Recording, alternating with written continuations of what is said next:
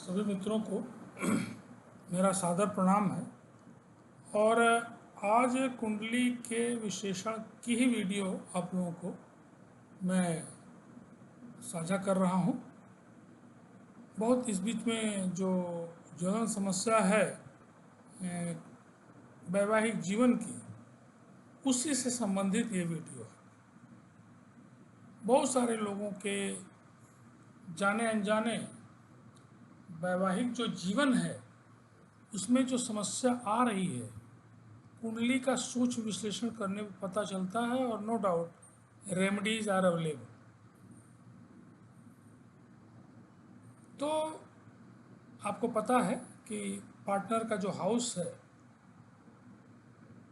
वो 7th house कुंडली में है। कुल 12 घर में जो 7th हाउस है, लग्न के ठीक नीचे, वो पत्नी भाव या पति भाव है। कुंडली मिलान बेहद आवश्यक है। कुतर्क करने वाले के लिए कुछ भी कुतर्क को करें, लेकिन कुंडली मिलान का अपना रोल है। और विश्लेषण के दौरान मैंने पाया है कि 7वां घर जितना पीड़ित होगा, वैवाहिक जीवन उतना ही कठिन है। लेकिन एट ए ग्लांस 7वें घर को लग्न कुंडली से आप देखिए, और पुनः जो सबसे इम्पॉर्टेंट है चंद्र कुंडली को भी देखिए। लेकिन उससे भी इम्पॉर्टेंट है कि अगर आपको लगता है कि प्रॉब्लम है, तो उस प्रॉब्लम को बताने के पहले एक बार नवमांश में भी चाहिए। बिना नवमांश कुंडली के विश्लेषण के आपका फलादेश अधूरा है। वो एग्जैक्ट प्रेडिक्शन नहीं कर सकते। अब नवमांश कुंडली में पर्टिकुलरली वैवाहिक जीवन के संबंध में अगर आपको बात करनी है, डिटेल में आपको जाना है, तो आपको नवमांश कुंडली में निश्चित रूप से जाना चाहिए। अगर लग्न कुंडली में पति या पत्नी का भाव पीड़ित है, चंद्र कुंडली में भी पीड़ित है, मान लीजिए एक एग्जाम्पल, और नवमांश में भी पीड़ित है, तो निश्चित जानिए कि तब वैवाहिक जीवन निश्चित रूप से कठिन है। उसकी इंटेंसिटी, कठिनाई की या कितना दूभर है, ये भी उस 7th हाउस के विश्लेषण से ही पता चलेगा। जितना ज़्यादा पीड़ित 7th भाव होगा, पीड़ित कैसे आप जानेंगे? 7th भाव में कोई बड़ा दुर्योग, 7th हाउस में क्रूर ग्रहों की अधिकता, 7th हाउस के लॉर्ड का अच्छी जगहों में न बैठा रहना, 7th हाउस में बड़े बड़े दुर्योगों का मौजूद होना। लेकिन अगर नवमांश में आप नहीं गए हैं, तब आप पूरी तरह से विश्लेषण को नहीं कर सकते हैं। प्रेडिक्शन पूरी तरह से एग्जैक्ट नहीं हो सकता है। नवमांश में जाइए। दूसरी चीज कि आप जो कुंडली विश्लेषण के दौरान देखिए कि 7th हाउस पे क्रूर ग्रह कितने हैं, बड़े ग्रहों और शुभ ग्रहों की दृष्टियां कितनी हैं। मैंने बताया कि अलजबरिक सम है। मान लीजिए कि एक दुर्योग है और कई एक राजयोग, कई एक शुभ योग उस 7th हाउस पे दृष्टि डाल रहे हैं, तो निश्चित रूप से दुर्योग या तो खत्म हो गया होगा, नहीं तो बहुत नॉमिनल प्रभाव होगा। लेकिन अगर 7th हाउस पीड़ित है और मदद कहीं से नहीं है, कुंडली में बार बार सूक्ष्म निरीक्षण करने पे लगता है कि मदद कहीं पे भी नहीं मिल रही है, तब तो आप जानिए कि भाव बुरी तरह पीड़ित है। और इसकी रेमेडी में आपको जाना।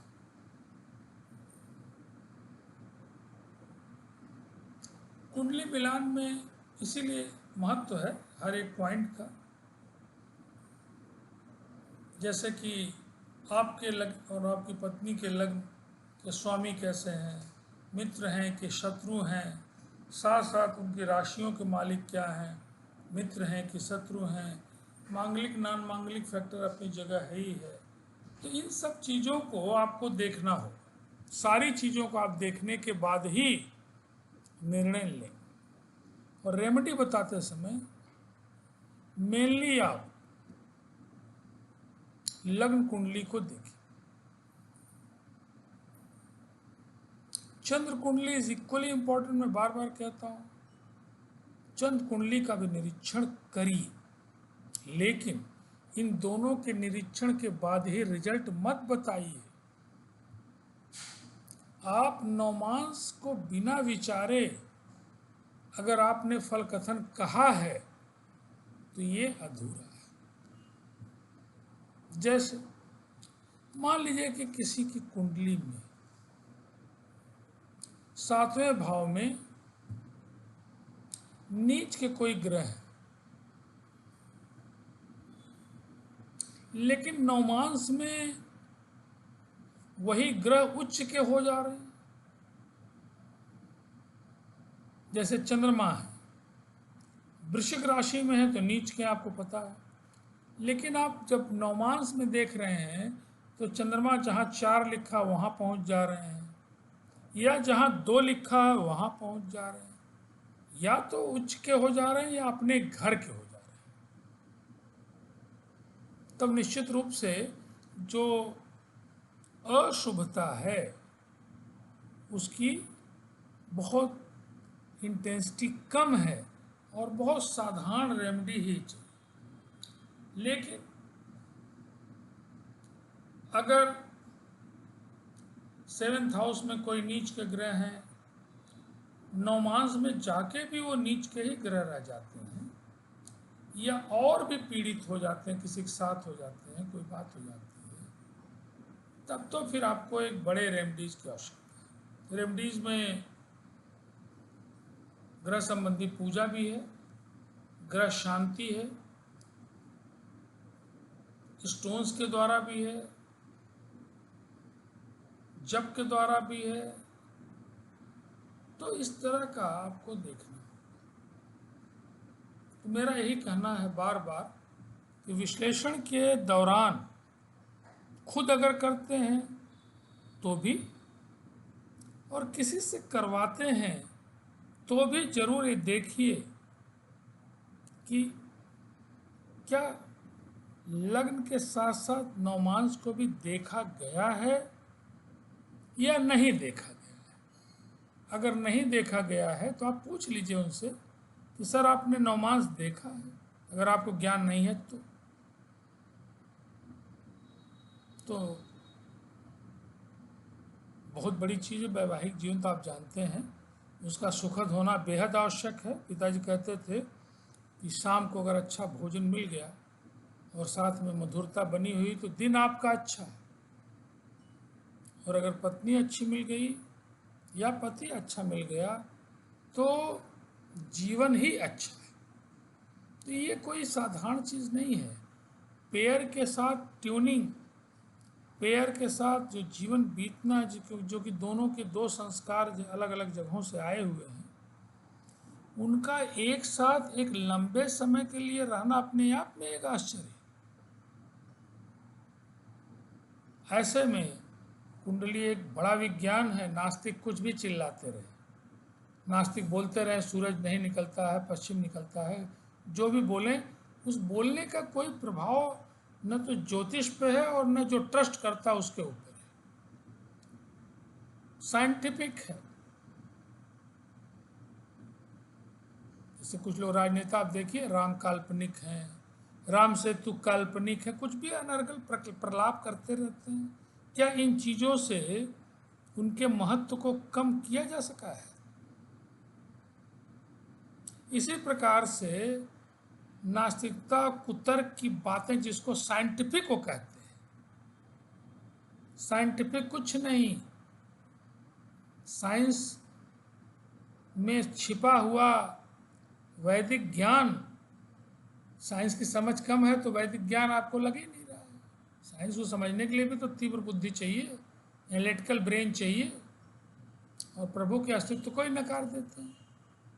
अभी ट्रम्प को गोली लगी है, देखिए स्टेटमेंट, प्रभु ने या किसी अदृश्य शक्ति ने मुझे बचा लिया। ऐसे ही नास्तिकों की बात मैं नहीं कर रहा हूँ, कुतर्कियों की, लेकिन जो वैदिक साइंस है, जो वैदिक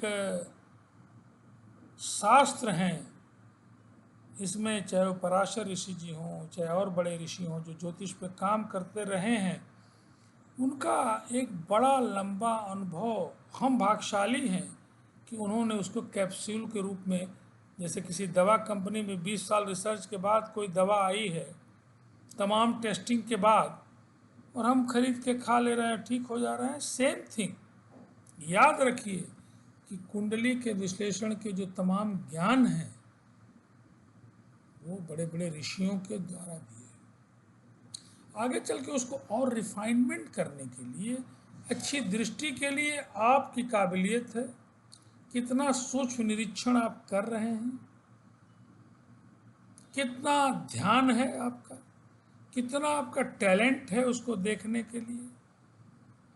क्योंकि ये कोई 2 2 4 नहीं है। कंक्लूजन को ड्रा करना, it is a very very intelligent work. तो आप अपनी कुंडली का विश्लेषण करवाएं, बच्चों का भविष्य है तो उनका विश्लेषण भी करवाएं, और रेमेडीज़ भी लें, और कोई आवश्यकता हो तो मैं भी आपकी मदद करने के लिए हरदम तैयार हूँ। मेरा मोबाइल नंबर 9412012236, ये व्हाट्सएप नंबर भी है। आप डेट, प्लेस एंड टाइम, जन्म तिथि, जन्म समय, जन्म स्थान लिखें, नेम अपना लिखें। हमारे यहाँ नेम का कोई महत्व नहीं है, कुछ भरना होता है उस कॉलम में, तो और मुझे आप सेंड कर दें। जो भी एनालिसिस होगी, काफ़ी समय लगा के मैं उसको आपको वॉइस में लिख के, आपका अगर व्हाट्सएप नंबर है भेजेंगे आप तो मैं उसमें सेंड कर दूंगा। कोई शंका होने पे आप हमसे बात भी कर सकते हैं। कुंडली आपकी सेव्ड है, आप जितनी बार चाहें उतनी बार निकलवा सकते हैं, जान सकते हैं, पूछ सकते हैं। तो बहुत बहुत आप सभी लोगों को मेरा प्रणाम है, और सब्सक्राइब और लोगों के बीच बताना ये कल्याणकारी कार्य है, इसमें अपना योगदान आप दें। बहुत बहुत धन्यवाद सभी को।